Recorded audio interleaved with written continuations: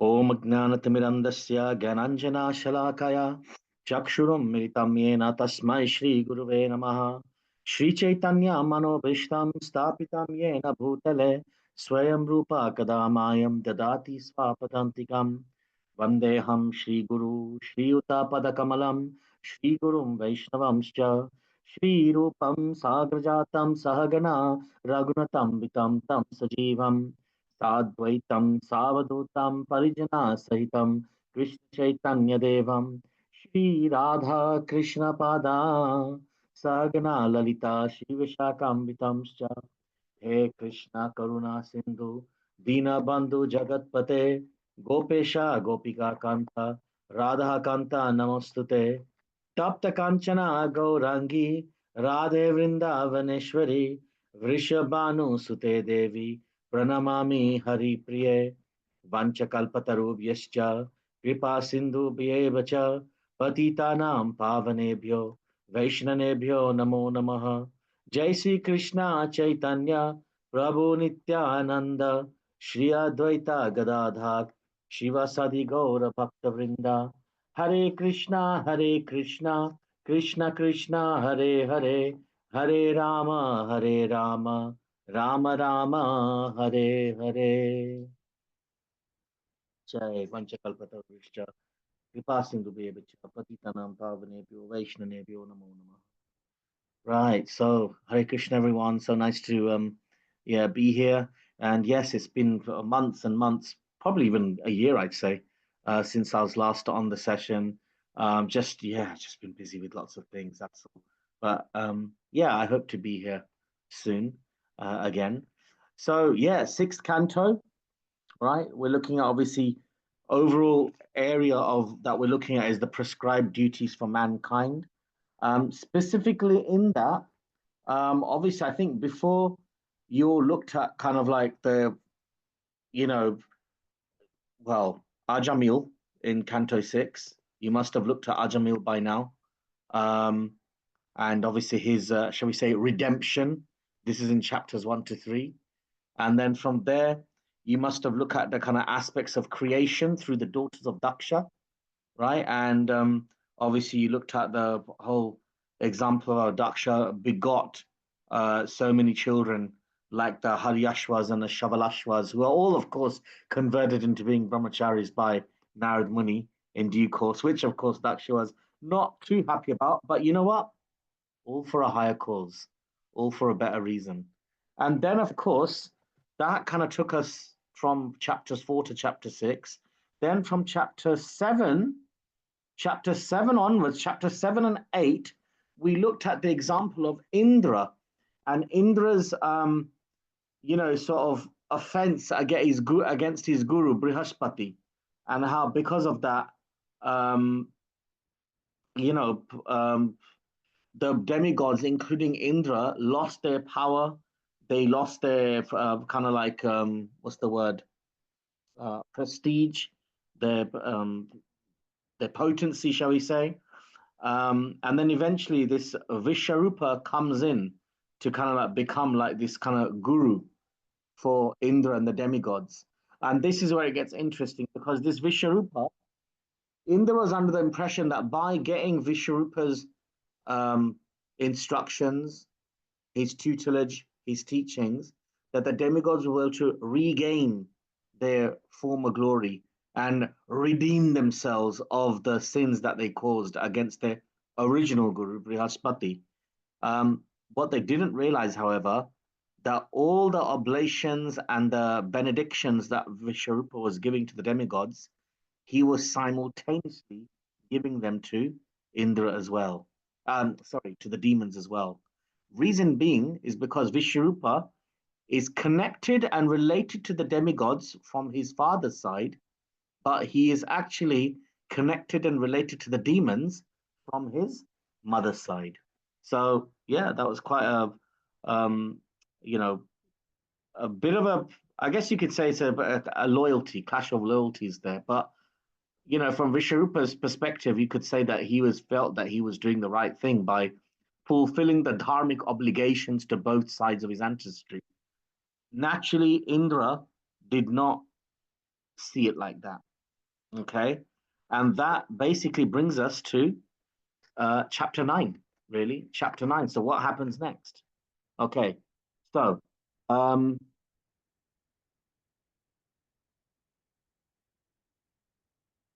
okay, let's start by this. Hang on. Okay. Chapter 6, the appearance of the demon Vṛtrāsura.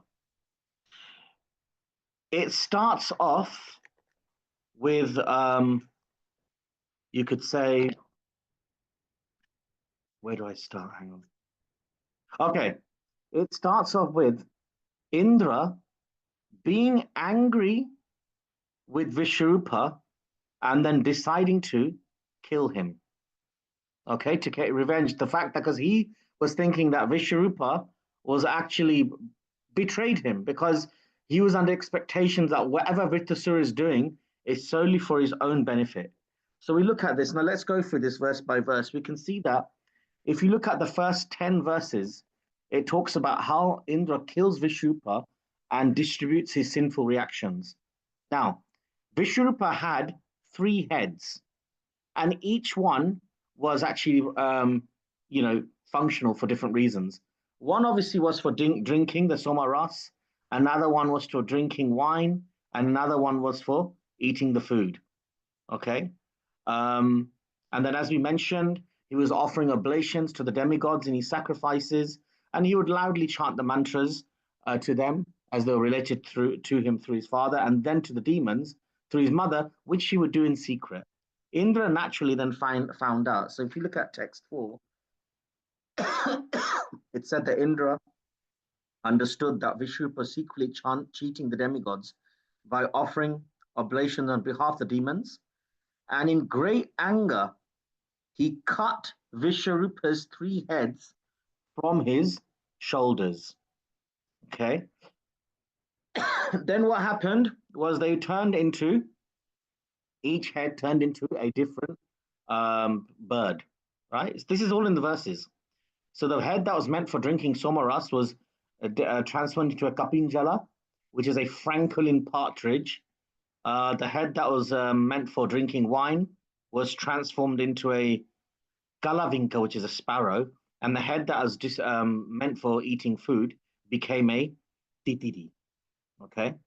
Now, obviously, because of this big sin that Indra had committed, and but one thing I have to say with Indra though, you could say, Indra. We know that many people may look at Indra in with a confused lens because, on one hand, he's very, very exalted. He has immense, you could say, potency and qualification, but he sometimes does do questionable things. We see that in the way he seduced Ahilya, Gautama Rishi's wife. We see that in the way he kind of went into the womb of that great queen to destroy her offspring in the risk that they would end up taking his throne, right? We see that in many, many other ways. We saw, I mean, even with Krishna, how he felt jealous that the Yadavas, the Yadus, the Brajbasis, at Krishna's request, decided to worship Govardhan instead of Indra, and therefore Indra decided to go out and destroy them, right? Bearing in mind one thing though, it is different Indras, it's not always the same Indra. So, first thing we need to understand here right now, Indra is not the supreme lord, which is why Indra's character, Indra's personality, it's not fully divine, right? Demigods are not fully transcendental personalities. They are highly, highly elevated. They have extremely high levels of divinity within them, but they are still material beings like us, but just a lot more powerful. Demigods are a lot more knowledgeable than us. They live longer than us. They are much more powerful than us. They're a lot more wiser than us, right? But they are still material beings, which means that they are still affected by material desires. They do actually control their desires much better than us. So when we're looking at the pastimes of Indra, especially when he's performing questionable actions, especially when he's falling down, right? From what is the noble standard on which he's meant to be living by. Understand that those incidences of fall downs, or when he's, let's say, made mistakes or drifted away from his ways, understand that those incidents are few and far between. Considering that these Indras, they live for millions and millions of years, the number of fall downs they have are actually quite spaced out. They're quite sparse, actually. Whereas if you look at a human being like us, how often do we err from our ways? Probably quite frequently, right? What to speak of materialistic humans, even spiritualistic human beings, like devotees of Krishna, will often err from their ways, right? Let's be clear about that. Another thing I mentioned is there are many Indras that have come and gone throughout history. Indra is like a title. Just like, for example, you have the President of the United States of America. It's not one person, though, throughout all time. The presidents constantly change. Right now, we've got, American President Donald Trump. Before that was Joe Biden, whatever it is, Barack Obama. Same with England. We've got Keir Starmer, Prime Minister. Before that, we had Rishi Sunak, etc., etc. So same thing with Indra. Indra and all these demigods, you know their names? Do you know whose names they are?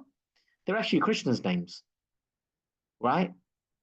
Krishna, those are all Krishna's names that he then gifts to personalities who, through doing a lot of tapasya, get qualified to, I would say, let's say, imbibe those qualities, those specific aspects of Krishna, and therefore then they are then bequeathed with that title and that privilege of overseeing certain responsibilities, but given empowered to them by Krishna himself. So Indra is another name for Krishna, but the Indra, the demigod, is a basic personality who's come on board through his qualification, taken the role of Indra, and through that role, performing certain duties for the functioning of the universe.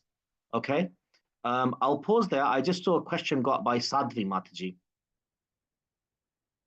Sadhvi, would you like to share your question? Hare Krishna, you almost answered, but because I in my mind, I remember I read in Bhagavad Gita 10, I don't remember which was, maybe, I don't remember, it was 20 or 22 or 23, I don't remember exactly, where Krishna says, amongst the Veda books, I am Samaveda, amongst the demigod, I am Indra. So how to understand that? Thank you. Yeah, no, that's exactly what it is. In other words, that's from the Bhagavad Gita. Yes, like among the beasts, I am lion. Amongst the gurus, I am Brihaspati. Or amongst all the sacred syllable, I am the syllable Om. In other words, when you look at all the best superlative qualities in all the different entities and beings and concepts in the world, what is best about those aspects is coming from Krishna. So, for example, let's say sugar.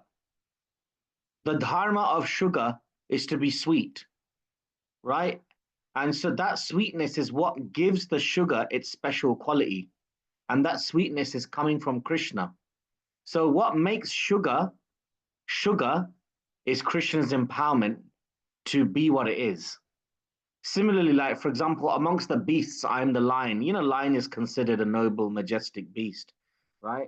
And obviously, that qualities of that power, strength, nobility, majesty that the lion has is empowered to it by Krishna.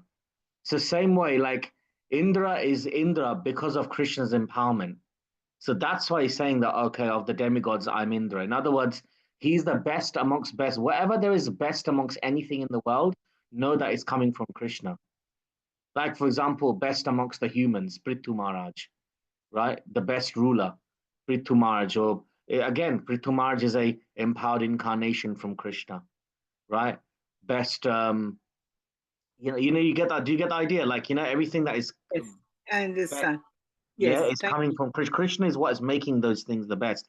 However, understand though that with these demigods, yes, they're highly qualified, and yes, there are different personalities that come on to take on those titles. Right. So one Indra may rule and be that Indra for a certain period of time. And then when they're kind of like, that karmic reactions are the karmic rewards, let's say, are finished up, the credits, then they have to vacate that position. And then another person will come in and take over. In the Bhagavatam, is also said that there are times when, if there are no qualified people to take on the role of Indra, then Krishna himself directly comes and then acts as an Indra for a particular amount of time. Similarly, with Brahma, the same thing. Sometimes in a universe, there might not be any qualified Brahma, so Krishna directly comes in and takes over to basically play the role of a Brahma himself directly. We have other examples as well. Let's take Vedavyas, the one who gave us all the Vedas. This Kali Yuga that we're in right now, at the dawn of this Kali Yuga, the Vedavyas that we have that is giving us the Vedas is a literary incarnation of Krishna. However, the next Kali Yuga that's coming is not a literary incarnation of Krishna. It's going to be Ashwatthama from the Mahabharata. Ashwatthama right now is living in an ostracized, degraded state. But his chance for redemption is going to come when the next Kali Yuga comes, and he will take on the role of Vyasadeva, give the next generation of human beings in the next Kali Yuga, not this one, the next one. So we're talking a whole Divya Yuga after this one, right? When that time comes, Ashwatthama will become the next Vyasadeva, and through that he will redeem himself and then liberate himself from the curse that he's currently under, for killing the children of the Pandavas at the end of the Mahabharata war, right? Does it make sense with everyone? I hope it does, right? So yeah, Indra, but anyway, so then this Indra, he committed this sin.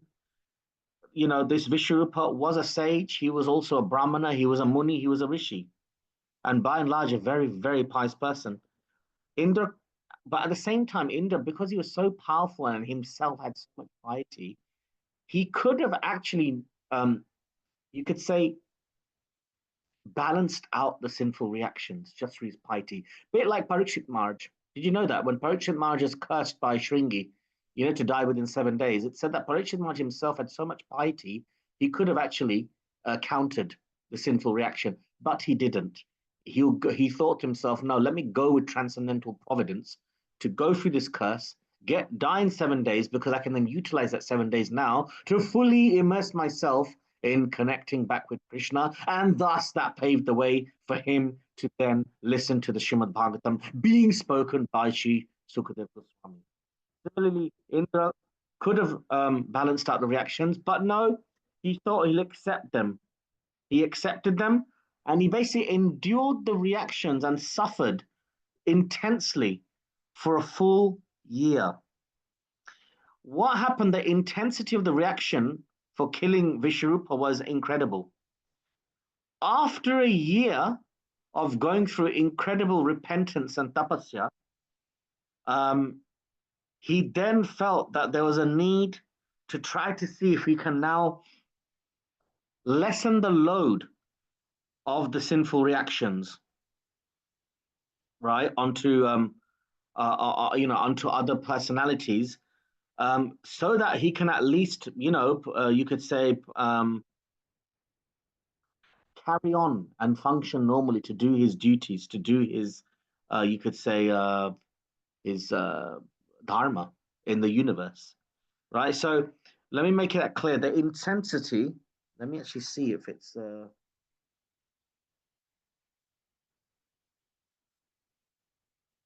Okay, yeah, I'll say this because this may not actually be in your... I'm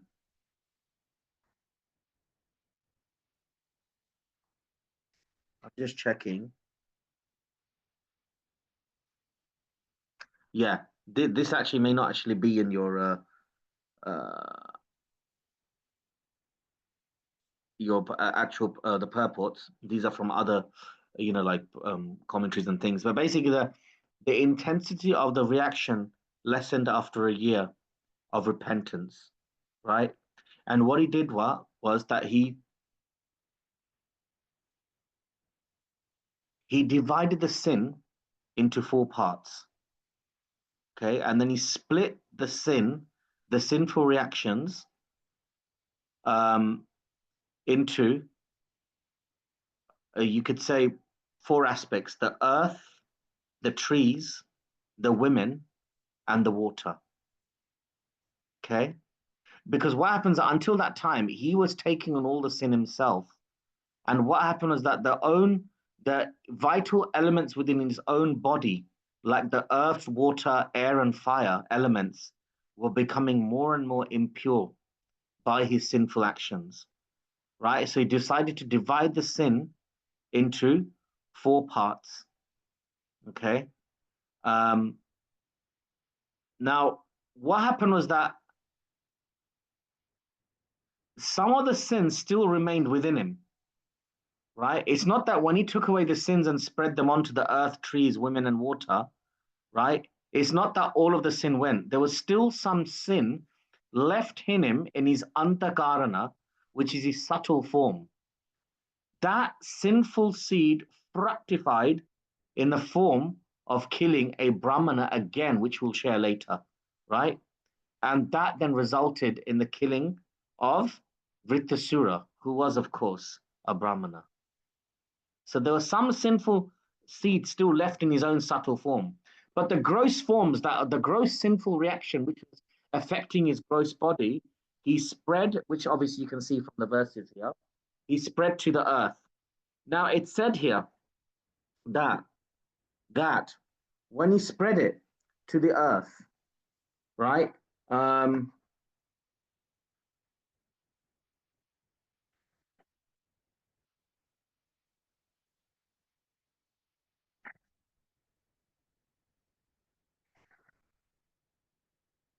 Yeah.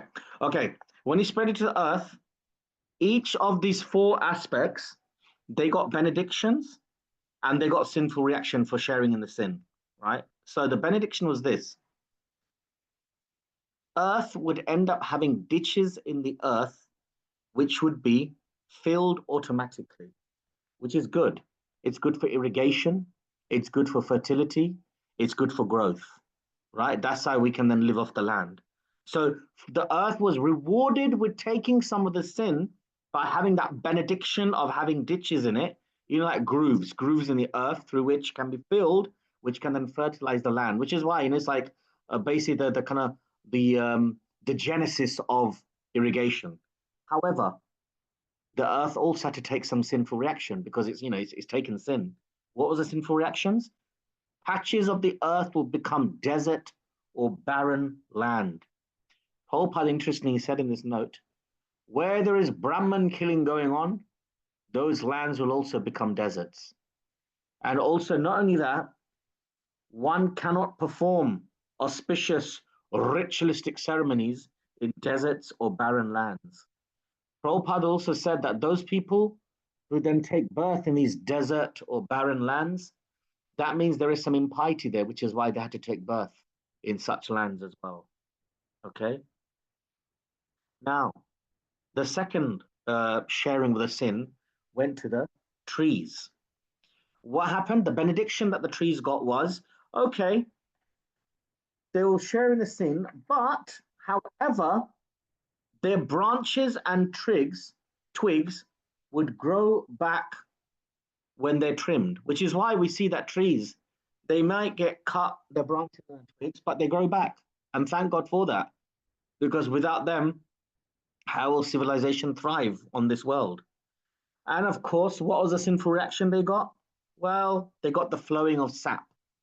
That kind of like when they get that kind of a fluid that comes flowing from them, which is why it said that one should not drink that sap, right? One should not drink that sap.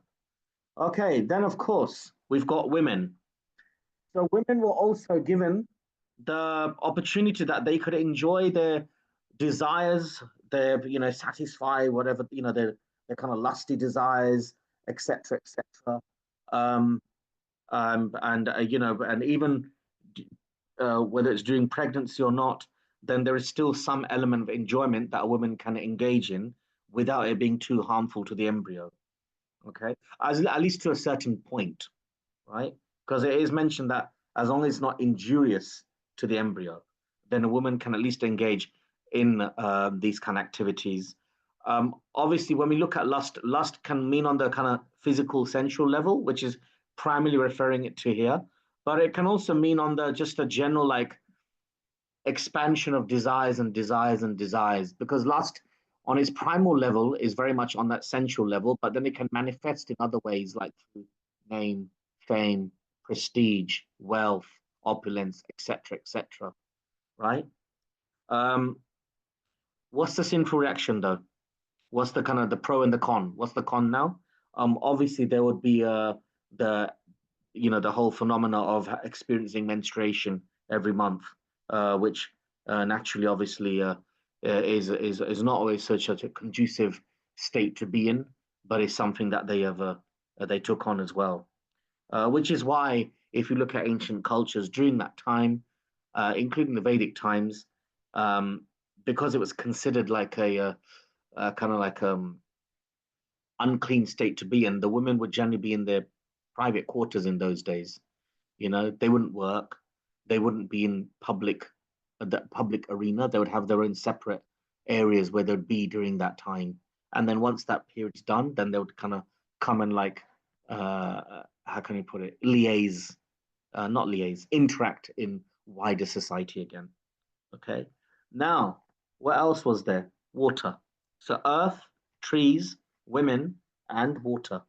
Water, the benediction it received was that it can increase the volume of other substances with which it is mixed, right? You can see that from the purple. However, the flip side is that the water will suffer from having foam and bubbles, right? Which is why when one actually collects water, one should not collect water with foam and bubbles because it is then impure in nature. Okay, right. Is there any questions so far on this from anyone? I have a question, Prabhuji. Yeah. When you made reference to the trees and the sap, where does something like maple syrup stand? That comes as a sap of a tree. I believe so, yes. Maple syrup is a sap of a tree. So I know, like, obviously people do have maple syrup. I know devotees also have maple syrup. So I guess it's a question of how strictly you want to kind of like follow that clause, right? I mean, I imagine those who are like strict Vedic Brahmanas from back in the day would not engage in drinking maple syrup. You have to understand one other thing, though, that look, I'll be honest with you, right? When you're reading the Srimad Bhagavatam, when you're reading the Vedic scriptures, right? Prabhupada is very, very clear as to what the actual Vedic standards are and how they were practiced back in the day. There are a lot of things that are mentioned in the Vedas, though, however, we cannot practice today. I'm not talking about maple syrup. Maple syrup, you probably can. You don't have to. It's not you're forced to like take maple syrup. That's beside the point, you know. But my point I'm trying to say is I'm now looking from a very kind of like taking the spirit of this knowledge here, that there are certain things that they specify in the Vedic scriptures which maybe hardly possible to do now. Like, for example, even in Bhagavad Gita, when Krishna says, those who practice Ashtanga Yoga, they must sit on kusha grass on a raised platform with their eyes focused on the tip of their nose in a secluded place, Firstly, like, where do you even get kusha grass now? And where would you even find a secluded place? And what kind of raised platform and, all that kind of stuff is there. Yeah. In the olden days, even to practice spirituality, one has to be a strict brahmachari. That rules out 99.9% of our current, let's say, well, forget other spiritual groups, even in Krishna consciousness, that would rule out 99% of our congregations around the world, who are mainly grihastas, thus they're not brahmacharis, right? So does that mean that we're failing?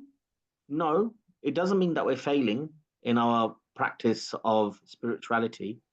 It means that Prabhupada has given us the length and breadth of what Vedic practices are, but then he has also made it very clear to us that for us in this day and age, right, in the 21st century, what exactly is it that we need to practice to get that benefit of spiritual, you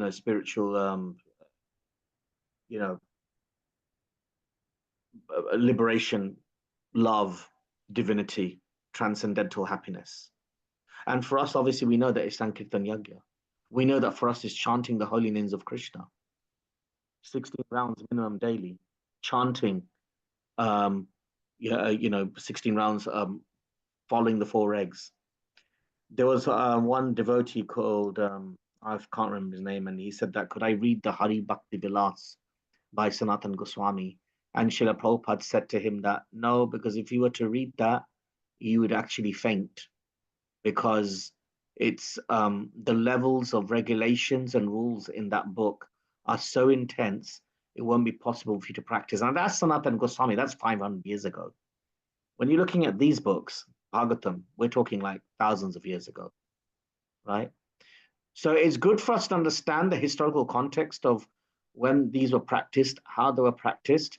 At the same time, we have to also improvise and adapt according to the time and place we're living in, but retaining the spiritual core and the essence of the philosophy.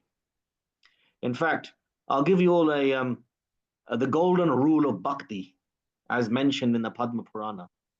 Smartavya satatam Vishnur, Vishmurtavya na jatuchit, Sarva vidini sedashur, etayor eva kinkara. That means Krishna alone is the supreme, and all other forms of Vishnu are his incarnations, right? And always remember Krishna and never forget him. And all other rules and regulations are subservient to this one rule. So what does that mean? It means that always remember Krishna, never forget him. Whatever other rules and regulations there are in the scriptures, they are secondary to this one rule.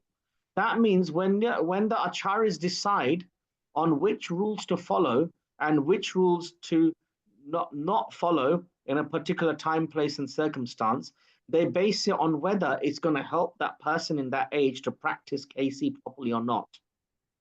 If Prabhupada gave us all the rules mentioned in the Bhagavatam to follow all of them, I don't think it will be possible for a lot of Kali Yuga people to do it. You'd have to literally live off the grid completely, utterly. And even if you were to live off the grid completely, utterly, even then, I don't know how you're going to manage it. I mean, in the olden days, sadhus weren't even allowed to leave the shores across the ocean. What did Prabhupada do? He went across the shores, across the ocean to America, right? In the olden days, women were not allowed to even be on the altar. What did Prabhupada do? He enabled women to be on the altar in the West because he looks at time, place, and circumstance, and because he has that power to do so, because he's self-realized devotee, and he knows which rules to apply and follow and which rules not needing to. So in a long about way, what I'm trying to say to you is that yes, maple syrup is sap of a tree, and yes, it is considered impure according to the Vedas, but obviously in the modern age, devotees use their discretion as to how much they can follow certain things and how much they don't. As long as you keep the core principles in place, that's the main thing. 4 eggs, 16 rounds minimum, ideally even more so. Right, does that make sense, Bhakti Vyas? Yes, it does. Thank you, Prabhuji. Yes, and then Dharmendra Prabhuji always says, never forget Krishna. So yes, in all his notes, so that's good. Yes, yeah. Yeah, golden that was rule of perfectly Bhakti. made. Smartavya Yes. Satanam Vishnu. You can even save that verse. Like that. I didn't just, I mean, that's a very famous verse. Like that is literally the golden rule of Bhakti, right? It's in the Madhya Leela as well, actually. Smartavya Satatam Vishnu, Vishnu Tarvana Jatuchi. So yeah, if any of you can save that verse and you can meditate on it at all times, then that'll be great. Thank you, Okay, so Prabhuji. let's carry on. Right, so let's go now. Let's go through a few verses now. So we're up to now verse 11 to 11. Okay, so what happened after Vishwarupa was killed? As we know, his father Twasta was naturally incredibly upset and disturbed by all of this. So he wanted to take revenge on Indra. So you uttered the mantra, right? Oh, enemy of Indra, flourish to kill your enemy without delay. But like with a lot of things, he chanted the mantra a bit different. So that's why, you know, Sanskrit, every little sound syllable has a meaning. Like, for example, an A in Sanskrit is a sound, but when you put the line on top, it becomes ah, right? Just like when you have an S in Sanskrit, it's s sound, but when you put that thunderbolt mark on top, it becomes a sh sound, right?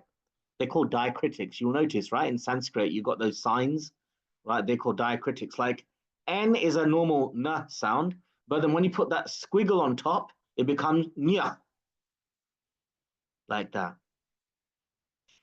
Sometimes you'll find at the end of a line, when you have a dot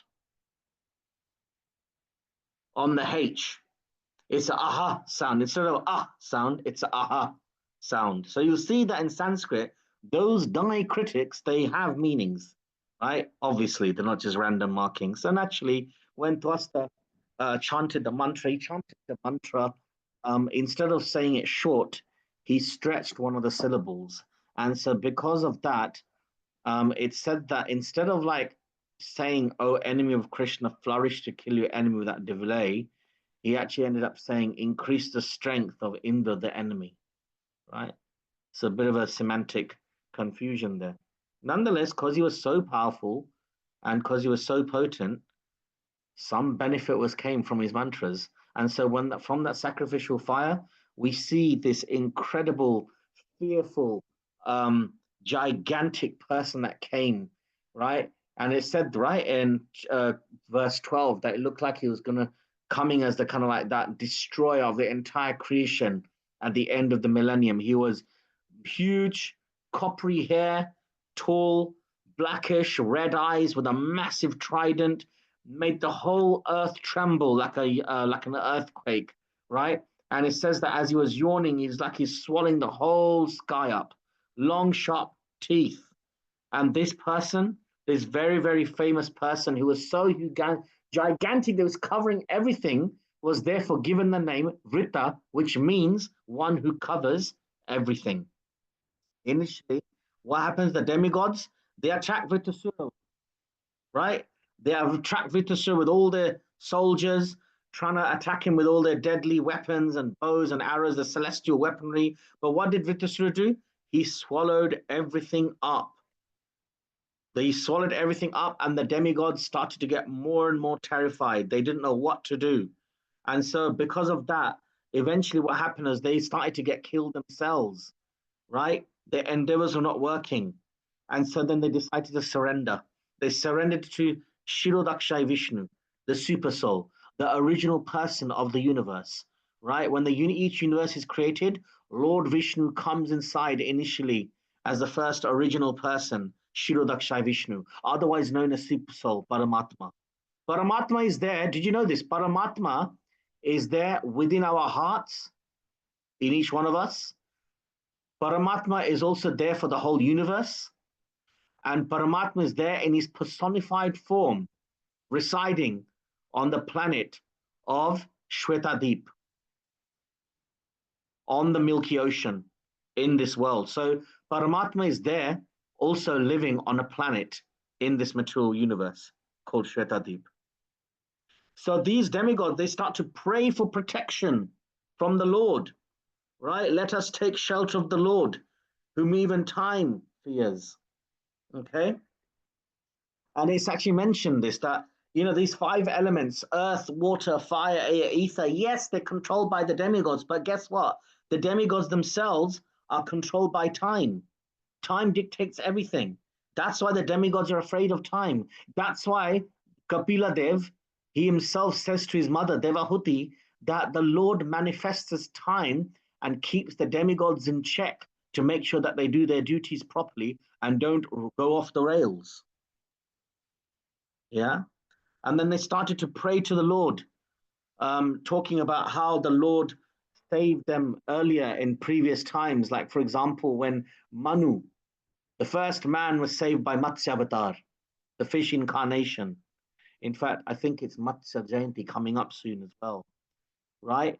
Who saved Manu in the ocean of devastation by binding the boat of the earth on his horn, as the huge fish, and saving him from the fearful, flood. Similarly, the demigods are praying, please save us from this fearful danger that is Vṛtrāsura. They talked about how Lord Brahma himself at the time of the destruction of creation would also get saved by the Lord as well. The Lord is present everywhere, even though he might not be visible to our material senses, but by his mercy, may he become visible and may he protect us. Yes, we can't see him. He may appear in various incarnations. What are the incarnations of he appearing? He appears as Vamanadev, as Parashuram, and Narasimhadev, as Varahadev, Matsya Avatar, Kurma Avatar, as well as, so these are all like animal avatars, fish avatars, or should I say aquatic avatars, but also in the form of sages like Parashuram, and also men like Lord Ram and Lord Krishna. And Vamanadev, who's actually not even a man, he's a demigod. Vamanadev, by the way, I don't know if you know this, he's actually Indra's brother, right? His original birth name is Upendra. So therefore the demigods carried on saying, we approach and take shelter of him, the one who is Atma Dvaivatam, the shelter of the devotees, right? The one who's the supreme cause of all material nature, the supreme enjoyer, Purusham, the universal form, Vishvam, one who is worthy of worship by all. He's the only one that can save us from this Vṛtrāsura. It makes you think, isn't it? How it must have been for these demigods to experience what Vṛtrāsura is presenting them. And then it made me think, imagine if us humans actually saw Vṛtrāsura face to face. That would have been something, isn't it? That would be something intense. Although I will say this, I'll give you a little kind of a spoiler alert here. I think you will know, right? Vṛtrāsura is not what he seems. Yes, he is coming across as a terrifying demon. Yes, he destroys many people because of the curse on Indra. But you do know that Vṛtrāsura is not what he seems. He's not just an out-and-out demon, is he? Can someone tell me who is Vṛtrāsura? Dharmendra, have they covered this? Not yet.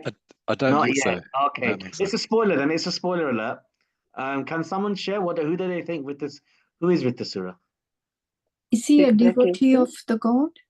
Is he a Yes. devotee of the Lord? That's right. He certainly is. He's actually an amazing devotee. That's why this is why I find this pastime very interesting. Nothing is what it seems. Wasn't he I like read somewhere Mana? it is Sudama Not Brahma. Sudama. Chitraketu in his So previous he's book. Brahmana. He It was is a in the king. next chapters.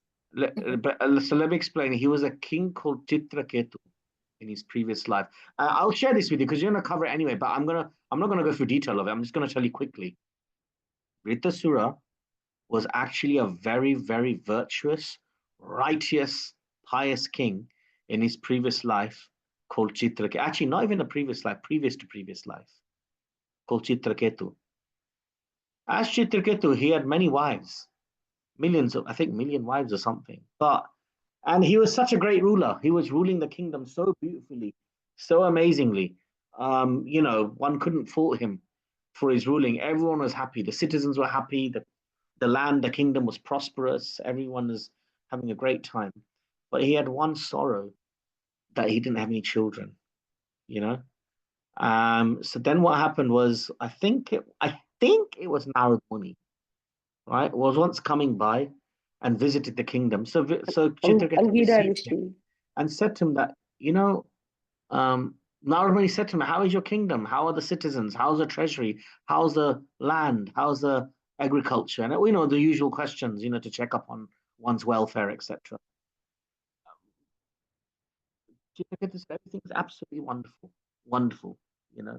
Sorry, But Narad Muni wasn't said, but I detect a sadness in you. wasn't he the one who laughed at Parvati, goddess Parvati?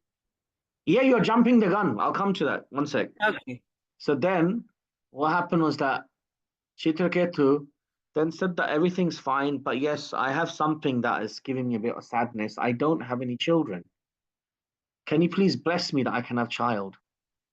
Narad Muni then said to him that, look, my dear king, um, why pray for such a thing? Why fight nature? If it's not your destiny to have a child, let it be. Why don't you use this opportunity to get benediction to want to go back, home back to Godhead? I'm paraphrasing. This is a big pastime. I'm just making it very small. Go back home, back to Godhead. And then Chitraketu was like, he appreciated it. And he was, obviously he's a God-conscious king. Let's not be mistaken. Yes, that is his main priority, but he wanted a child. He wanted a child. The urges are strong, isn't it, to have a child for mother and, at least for an aspiring mother and father. So then Narad, when he said, are you sure you want to do this? Are you sure you want to fight against your normal, your ordained destiny, shall we say? And actually, want to have a child? And Chitraketu was like, yes. Okay, fine. Narad did so, and then off he went. In due course of time, one of the wives of Chitraketu, I think was the first wife, eventually gave birth to a baby. Beautiful, healthy baby. And that's when the problem started. The baby was born, and all the other wives started to become very jealous. And Chitraketu, in his joy, was giving preferential treatment to that wife. And she quickly became his favorite. And all the other wives hated this. They really hated this fact. So what did they do? They eventually conspired and poisoned that child. So you can imagine how devastated Chitraketu was. So at that point, then what happened was Narad Muni later came along to the kingdom again. And Narad Muni said, how is everything? How's your life? How's the kingdom? How's the family? This time, Chitraketu was completely devastated. He was like depressed. And he explained, this is what happened. Please bring my child back to life. Right? Oh, and by the way, at that time, the child's name was Harsha Shoka, happiness and distress, because Narad Muni said that this child will be the cause of your happiness, but also of your distress. So Chitraketu said, please, I beg you, just bring him back to life. And Narad Muni said, again, you're trying to fight destiny. Use this time to go get out of this place. Use this misery, this sense of misery experiencing in the world to inspire you to get out of this place. You're not going to get happiness here anyway. Why don't you use this to go back home, back to Godhead? Break the cycle of karma. Now, and Chitraketu was not having it. No, I want my son back. I didn't get enough time to spend with him. So Narad, because he's Narad, he's super powerful, he thought, okay, gave the gift of life back into the child. When the child got revived again, the child actually said to Vṛtrāsura, Chitraketu, that, why have you brought me back to life? Do you not know that I've had many fathers over many lives, and you are just one in a long line of fathers? Let me go. Don't bring me back into this life again. I want to go. And that completely hit Chitraketu so sharply, like an arrow to the heart. Like, oh my God, all this love that I invested in this being, and this is what they're saying to me. In fact, it said in other commentaries that this baby actually even said, Harsha Shoka said to Chitraketu, that the reason you experienced this pain was because in a previous life, you and me were enemies. And I was born just to then die to give you that pain, to avenge myself of our enmity that we had in the previous life. Makes you think, doesn't it? How many family members are together who may have been enemies in their previous life? I would say very easily possible, right? So therefore, this is what happened. And then that was the final kind of, like you could say, the clincher. That was what made actually Chitraketu kind of really finally detach and think, okay, I'm done here now. Yes, I need to work towards spiritual self-realization now, enough is enough. Eventually, in due course of time, he wrapped up his duties and renounced the kingdom and did a lot of tapasya. In his next life, he didn't quite go fully back to Godhead. He then got born as a Vidyadhar. A Vidyadhar is a celestial being, a demigod. And he had all these beautiful Vidyadhari women with him. And together, they basically were traveling around the world, the universe, on their airships, you know, these celestial chariots. And then one time they saw Lord Shiva teaching the Vedas to his disciples, right, with Parvati sitting on his lap. And this Vidyadhar looked down and he thought, and he started laughing, but it wasn't a laugh of disrespect. It was a laugh of appreciation, like, oh, how wonderful. Lord Shiva can teach the Vedas whilst having Parvati sit on his lap and not get, you know, disturbed by it. But Parvati saw the Vidyadhar laughing from above, and she mistook it the wrong way, thinking, oh, he's mocking us and he's insulting my husband and questioning his moral integrity. So then she then cursed this Vidyadhar that may come down as a demon in your next life. Now, at this point, the Vidyadhar, he could have probably counteracted it, but he didn't, because he thought to himself, this is a benediction. If Parvati curses you, it's not a curse, it's a blessing. And there must be something to come of it. So in his next life, he got born as Vṛtrāsura. And this is how the past life comes in line with the present life of this time here. And so even when Vṛtrāsura and Indra are going to have their battle in a few more chapters along, it might seem initially like Indra's the good guy, but we know that actually the Vṛtrāsura is the good guy here. He's fulfilling a higher purpose.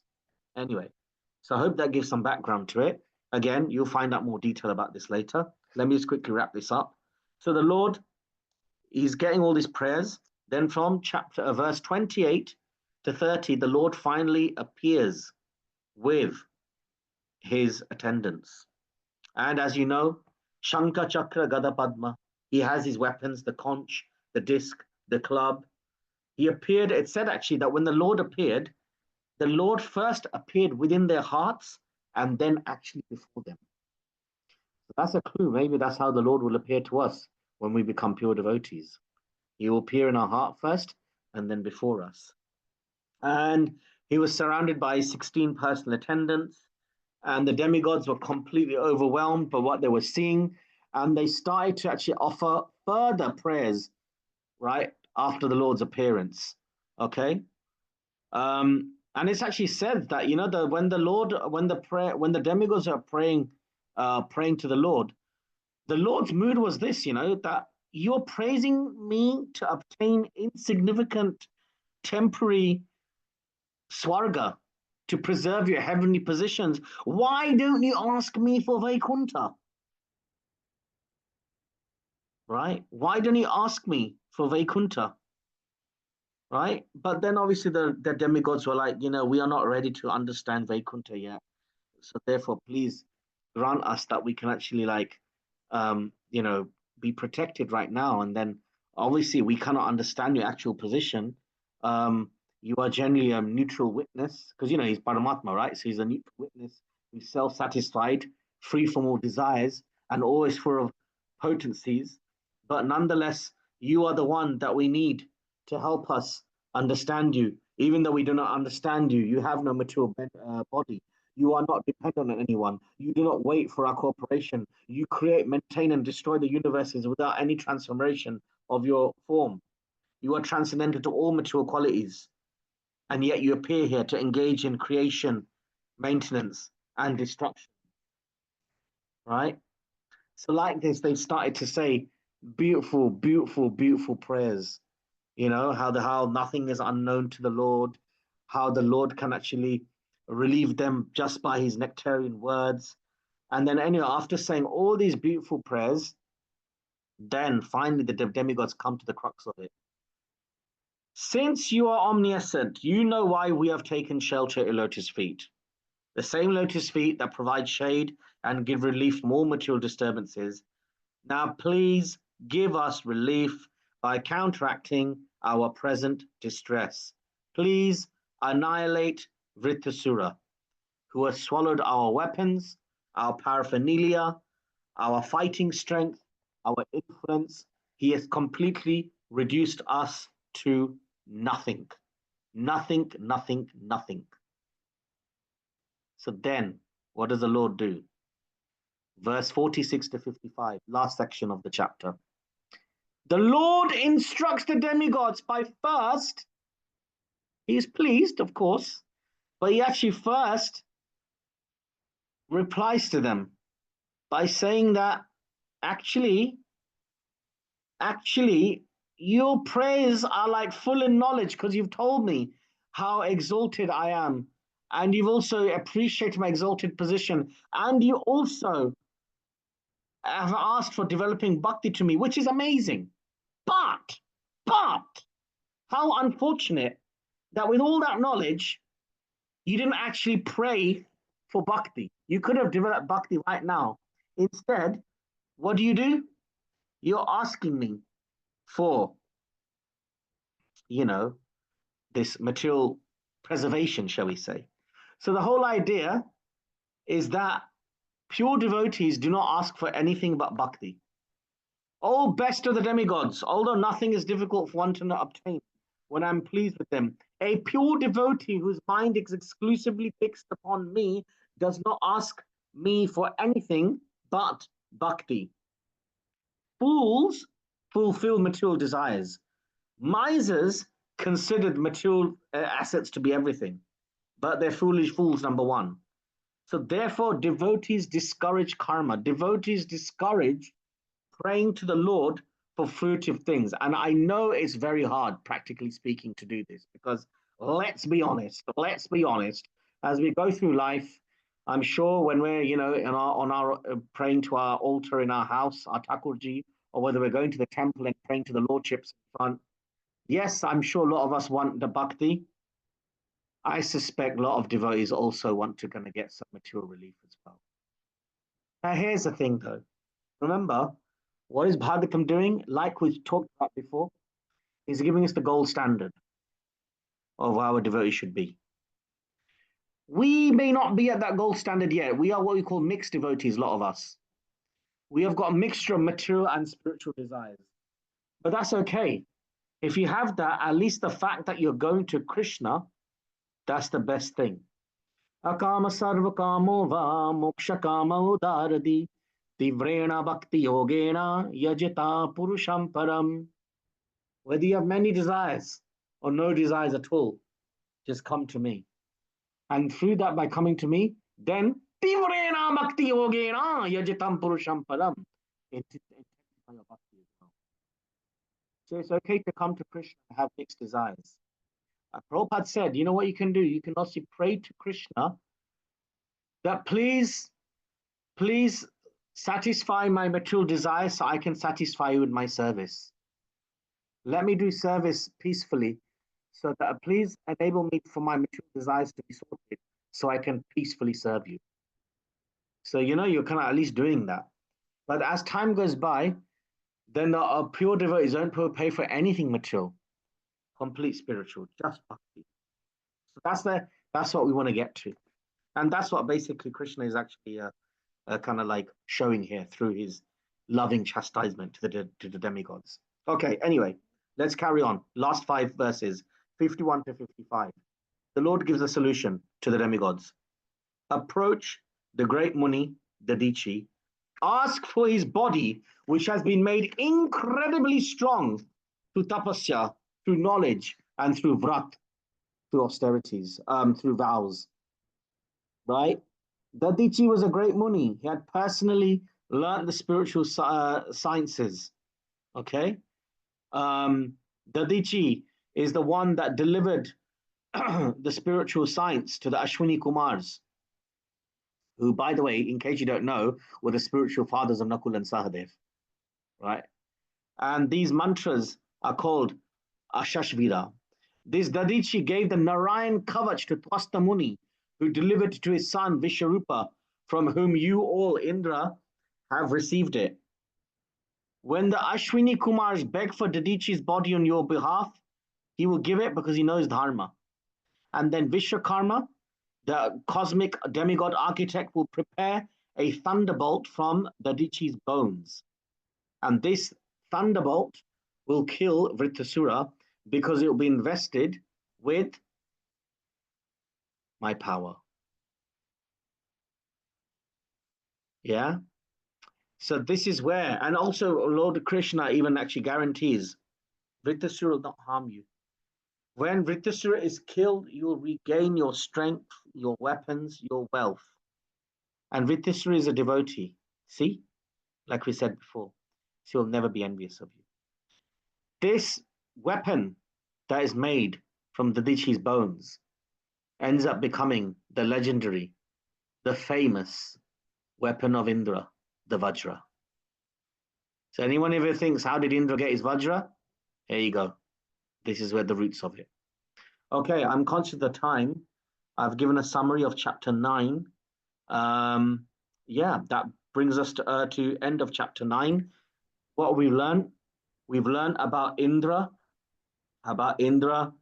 feeling betrayed by Vishwarupa, and so then killing him, and then sharing the sins of that with the earth, water, trees, and women, as well as also retaining some of that sin in himself, right, which will later manifest when he kills Vṛtrāsura. In the meantime, Vishwarupa's father, Twasta, decides to take revenge by bringing forth Vṛtrāsura from the yagya.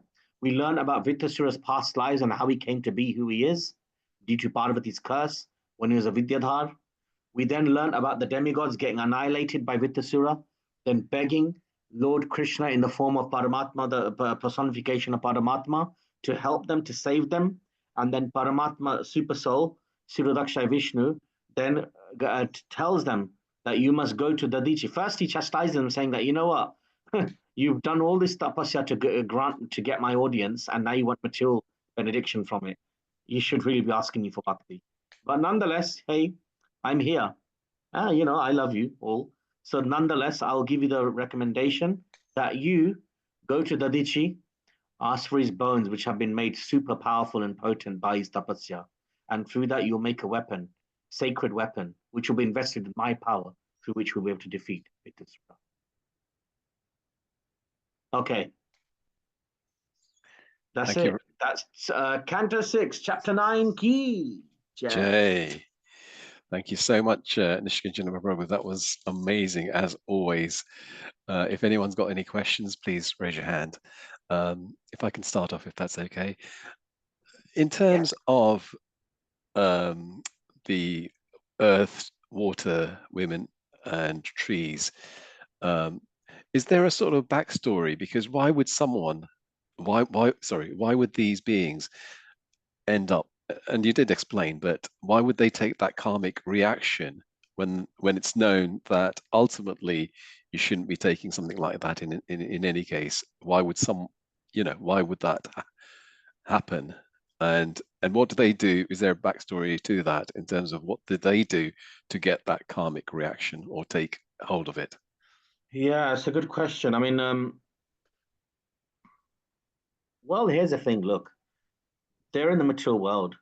And, you know, a lot of us also too, you know, like sometimes you see the material world when highly powerful people, they might make a bargain that, okay, I'm going to take this reaction, but in return, I may get something very, very pleasurable and very good in return. Like, for example, all these 4 aspects, earth, water, women, and trees, they took karmic reaction. I think there's a combination of they took it out of choice, but also because Indra's power. Like Indra is the king. So in one sense, if Indra wants to do something, he's going to do it, right? He's the king of the demigods. The fact that those, obviously, and also, you know, being born in, let's say, for example, in the body of a tree or a woman itself, it's like, you know, according to karmically speaking, you know, you had some karma to be born in that body, and it comes with its pros and cons as it is. It means you might be prone to certain vulnerabilities. You know, like for example, let's say for example, you get born in a I don't know, let's say you did some things, you did some karma, and then you end up being born in a chaotic, poverty-stricken war zone. And is that because you're now been born in that situation, you're now going to be prone to more risks and dangers, because it's not that you're born in a war zone, more things can now happen. So the karma can then build with more karma coming and more karma coming. So already when you're born in such things, there's going to be more karma coming. Like, for example, it said that, to be born a tree, Prabhupada said it might mean that, in a previous life, the humans were exposing themselves too much, and enjoying being naked and promoting that kind of like thing, and so therefore it's almost like, okay, fine, you can be naked now for millions of years or thousands of years as a tree, but then it doesn't just end there. As a tree, they'll get scratched, they'll get chopped down. They have to stand there in the cold, facing all the elements with no shelter, because they're the ones giving shelter to others, right? So there's one thing is that they're going to be prone, that just by being in those bodies, you're going to be prone to more, to be in a negative situation and then being at risk of even more negative things coming your way. That's one thing. And Indra, naturally, I think, would have taken advantage of that for the sake of the higher operational function of things, But at the same time, the benedictions as well, right? Each of those four aspects got benedictions, and for these four aspects, for them, they would have probably. I'm just kind of like thinking about this, like they would have also looked at the benediction, said that, look, at least this is balancing some of the load that we have to carry. Like the fact that a tree can just immediately grow back when trimmed, like, okay, that's quite a great benediction that I can live with, the earth being filled automatically when the ditches are created, like the earth is like, this is incredible. I can become lush and green. The women able to enjoy themselves continuously, okay, absolutely, why not? And also the water as well. So I think it's a combination of accepting the load because of you could say, the relatively helpless condition they're in anyway, but also having the enticing aspect that, okay, we're going to get this as well to go with it. So let's ride with it. Okay, thank you very much, Prabhu.